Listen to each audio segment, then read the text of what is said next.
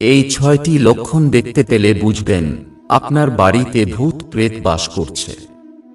গরুড় পুরাণকে হিন্দু ধর্মের এমন একটি গ্রন্থ হিসাবে বিবেচনা করা হয় যেখানে মানুষের জন্ম থেকে তার মৃত্যু পর্যন্ত সমস্ত কিছু লেখা আছে।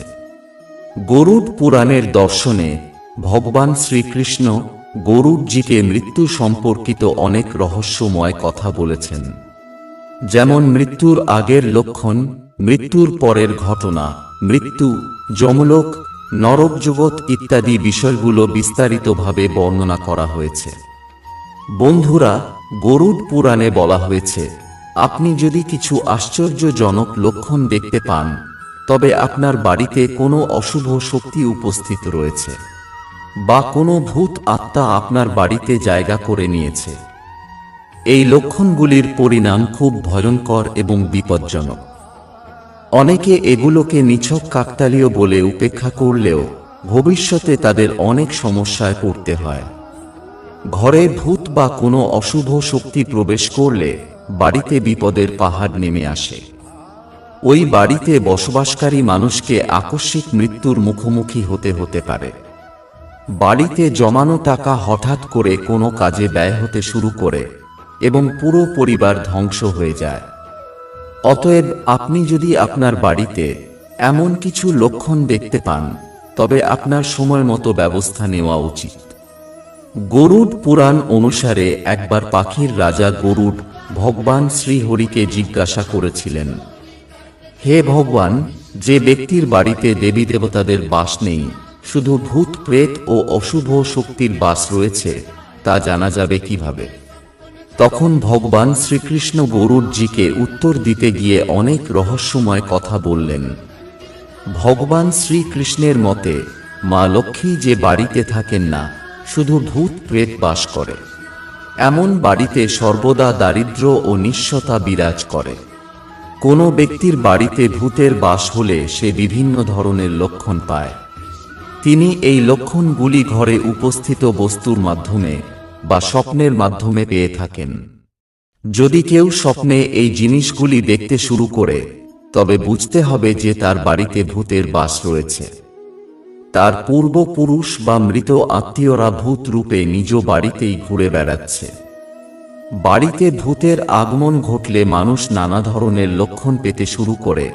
এমন পরিস্থিতিতে ভূত প্রেত থেকে মুক্তির ব্যবস্থা নেওয়া উচিত, যাতে বাড়িতে দেবী লক্ষ্মী ও অন্যান্য দেব দেবীরা বাস করতে শুরু করেন এবং বাড়িতে সর্বদা সুখ এবং শান্তির পরিবেশ থাকতে পারে। প্রিয় বন্ধুরা, প্রথমেই জেনে নেওয়া যাক ঘরে ভূত ঢুকে কেন। ভগবান শ্রীকৃষ্ণ বলেছেন, এই পৃথিবীতে সমস্ত জীবের বেঁচে থাকার জন্য খাদ্য প্রয়োজন, তেমনি ভূতেরও খাবার দরকার।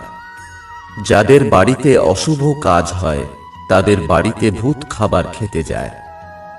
গরুড় পুরাণ অনুসারে ভূতের খাবার পৃথিবীর সমস্ত জীবের নিন্দনীয়, অর্থাৎ ভূত এমন জিনিস খায় যার নিন্দা সবাই করে। মানুষের শরীর থেকে নির্গত কফ, মল, প্রস্রাব ও অন্যান্য ধরনের নোংরা জিনিস খাদ্য হিসেবে গ্রহণ করে। এছাড়াও বাসি খাবার ঘরে রাখলে ভূত বেশি আকৃষ্ট হয়, তাই বাড়িতে অনেকদিন বাসি খাবার জমিয়ে রাখা উচিত নয়। বাড়িতে থুতু ফেলাও অশুভ মনে করা হয়, এটিও ভূতের খাবার। এমন অনেক লোক আছে যাদের ঘরে থুতু ফেলার অভ্যাস আছে, যা শাস্ত্র অনুসারে খুবই ভুল বলে মনে করা হয়। ঘরকে ভূত প্রেত থেকে মুক্ত রাখতে ঘরের পরিষ্কার পরিচ্ছন্নতার দিকে খেয়াল রাখা খুবই জরুরি। যে ঘর অপবিত্র, যেখানে জিনিসপত্র এদিক ওদিক ছড়িয়ে ছিটিয়ে থাকে, এমন বাড়িতে ভূত প্রেত গিয়ে খাবার খায়, যার ফলে ঘরের পরিবেশ সম্পূর্ণ বিগড়ে যায় এবং সেখানে নেতিবাচক ঘটনা ঘটতে থাকে এবং দেবী লক্ষ্মী কখনো এমন বাড়িতে প্রবেশ করতে পারেন না। ভগবান শ্রীকৃষ্ণ বলেছেন যে বাড়ির লোকেরা উপবাস, দান, ধর্ম, পূজা ইত্যাদি ধর্মীয় কাজ করে না, এমন লোকদের বাড়িতে ভূত আত্মারা বাস করতে শুরু করে। যে ঘরে নারীরা দীর্ঘক্ষণ ঘুমায় এবং তার স্বামী ও গুরুজনের অপমান করে, যে বাড়িতে পুরুষেরা অন্য নারীর সাথে সম্পর্ক রাখে সেসব বাড়িতেও ভূতের বাস। এছাড়াও মানুষ স্নান না করে পূজা অর্চনা করলে দেবদেবীরা ঘর ত্যাগ করেন এবং সেখানে ভূতের বাসস্থান হয়। বন্ধুরা, এবার জেনে নেওয়া যাক ঘরে ভূতের লক্ষণ কি কি। 1. ভগবান শ্রীকৃষ্ণের মতে মৃত পূর্বপুরুষ বা আত্মীয়রা যারা ভূতুড়ে রূপ ধারণ করে তারা ক্ষুধা ও তৃষ্ণায় বিচলিত হয়ে তাদের নিজ লোকের গৃহে প্রবেশ করে। এগুলি বাউ আকারে থাকে, তাই মানুষের কাছে দৃশ্যমান হয় না।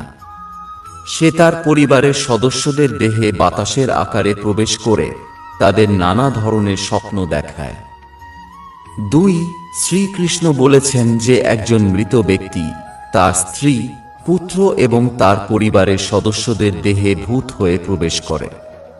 যদি আপনার স্বপ্নে ঘোড়া, হাতি এবং ষাঁড়ের মতো প্রাণী বিকৃত অবস্থায় দেখা দেয় বা রাগ করে আপনাকে আক্রমণ করে, তবে আপনার বুঝতে হবে যে আপনার বাড়িতে ভূতের বাস। 3. যদি একজন ব্যক্তি ঘুম থেকে ওঠার পর বিছানায় নিজেকে বিপরীত অবস্থানে দেখেন, অর্থাৎ ঘুমানোর সময় তিনি সোজা মাথা রাখেন কিন্তু ঘুম থেকে উঠে দেখেন যে তার মাথা অন্য দিকে আছে, তাহলে তার বুঝতে হবে যে তার বাড়িতে একটা ভূত প্রেত বাস করছে। 4.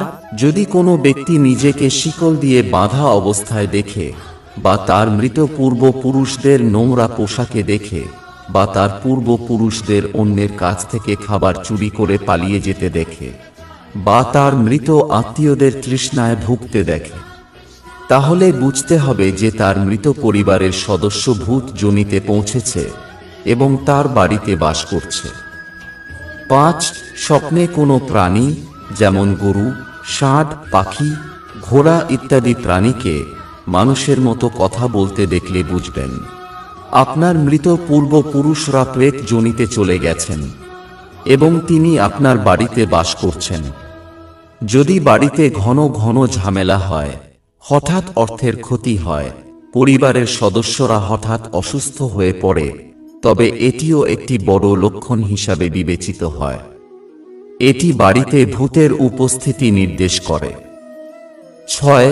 ঘরে বাদুড় ঢুকে পড়লে বুঝতে হবে বাড়িতে ভূতের উপদ্রব রয়েছে। আপনার বাড়িতে শকুন এসে বসলে তা খুবই অশুভ লক্ষণ হিসেবে বিবেচিত হয়। এই লক্ষণ বোঝায় যে আপনার বাড়িতে কোনো অশুভ শক্তি উপস্থিত রয়েছে। তাছাড়া যদি আপনার ঘরে বারবার মাকড়সার জাল তৈরি হতে থাকে, আপনি যতই পরিষ্কার করুন না কেন মাকড়সার জাল আবার তৈরি হয়, তবে এটিও একটি অশুভ লক্ষণ হিসাবে বিবেচিত হয়। এটি দেখায় যে দেবী লক্ষ্মী আপনার বাড়িতে বাস করেন না বা আপনার বাড়িতে কোনো ইতিবাচক শক্তি নেই। আপনার ঘর নেতিবাচক শক্তিতে পূর্ণ। আপনি অবিলম্বে এটি দূর করার ব্যবস্থা নিন, অন্যথায় আপনি খারাপ ফলাফল পেতে পারেন। প্রিয় বন্ধু, আপনি যদি এই ধরনের লক্ষণগুলি পান, তবে আপনার অবিলম্বে এই ব্যবস্থাগুলি নেওয়া উচিত। ভগবান শ্রীকৃষ্ণ বলেছেন, যদি কোনো ব্যক্তি এই লক্ষণগুলি পান, তবে সেই ব্যক্তির উচিত গঙ্গায় স্নান করা এবং ভূতের বাধা দূর করার জন্য বেলগাছে জল দেওয়া। এছাড়াও বাড়িতে হবন করে গরুড় পুরাণ পাঠ করতে হবে। এছাড়াও ঘর থেকে ভূত প্রেত তাড়াতে প্রতিদিন ঘরে তুলসী পাতা দিয়ে গঙ্গা জল ছিটিয়ে দিতে হবে। এতে ঘরে পজিটিভ এনার্জি তৈরি হয় এবং নেতিবাচক শক্তি ঘর থেকে বেরিয়ে যায়।